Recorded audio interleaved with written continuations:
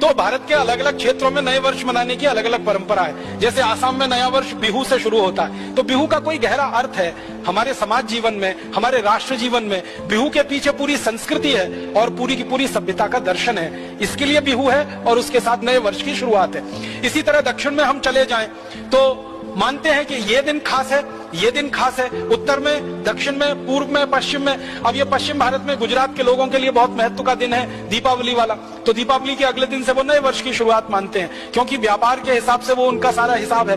तो हर जगह भारत में नया वर्ष है, वो चाहे तमिलनाडु का हो, चाहे आसाम का हो, गुजरात का हो, या हमारे इधर लोहड़ी होती है पंजाब में, लोहड़ी से नए वर्ष की शुरुआत मानी जाती है। तो सब जगह कुछ ना कुछ विशेष आधार है और उसके पीछे पूरा दर्शन है। यूरोप और अमेरिका में तो न कोई आधार है न कोई दर्शन है, फिर भी हमने नकल करके 1 जनवरी को नया वर्ष मनाना शुरू कर दिया।